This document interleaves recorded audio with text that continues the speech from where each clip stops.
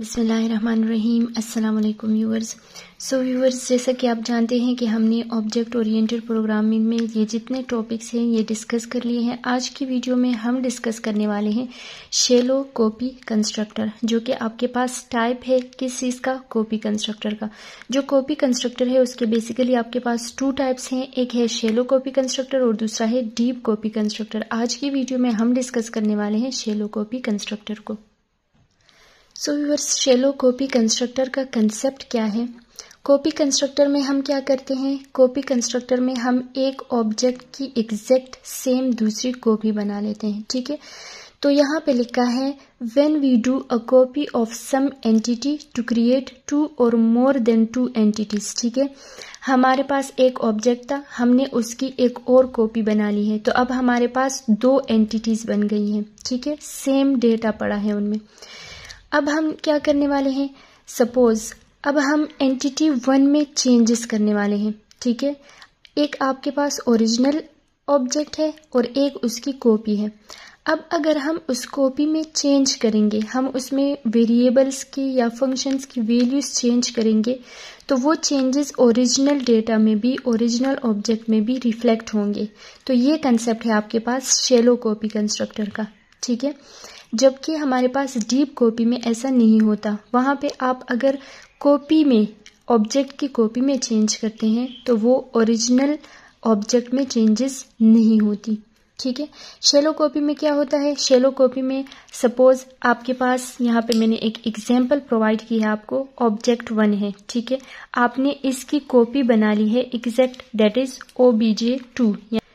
अब ऑब्जेक्ट 1 और object 2 exact copies हैं एक दूसरे की। ठीक है, अब ऑब्जेक्ट 1 में आपके पास एक वैल्यू पड़ी है VAL नेम से। ठीक है, एक वेरिएबल पड़ा है और उस वेरिएबल की जो वैल्यू है दैट इज 10। तो जाहिर सी बात है ऑब्जेक्ट 2 जो है वो ऑब्जेक्ट 1 की एग्जैक्ट कॉपी है, तो ऑब्जेक्ट 2 में भी आपके पास एग्जैक्ट यही चीज पड़ी है। ठीक है, एक वेरिएबल है VAL के नाम से और इसकी वैल्यू है 10। अब शैलो कॉपी कंसेप्ट क्या है? शैलो कॉपी कंस्ट्रक्टर का कंसेप्ट ये है कि अगर मैं इसमें चेंज करती हूँ, इस ऑब्जेक्ट 2 के डेटा में कोई भी चेंज करती हूँ, तो एग्जैक्ट वही चेंजेस यहाँ पर खुद ब खुद रिफ्लेक्ट होती हैं। ठीक है, अगर मैं इसको, इस ऑब्जेक्ट 2 में मैं इसको अपडेट कर लूँ, मैं इसकी वैल्यू कर दूँ 12।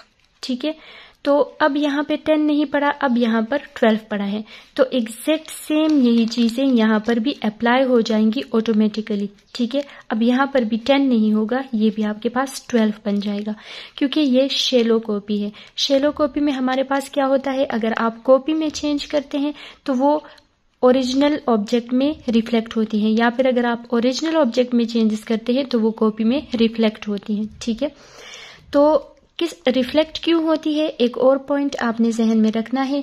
इसलिए रिफ्लेक्ट होती हैं क्योंकि ये जो ऑब्जेक्ट 1 है और ये जो ऑब्जेक्ट 2 है, इनको सेम मेमोरी एलोकेट हुई होती है। ठीक है, यानी कि अगर ऑब्जेक्ट 1 आपका यहाँ पर पड़ा है, ठीक है, इस मेमोरी लोकेशन पर पड़ा है, तो एग्जैक्टली ऑब्जेक्ट 2 भी इसी मेमोरी लोकेशन पर पड़ा होगा।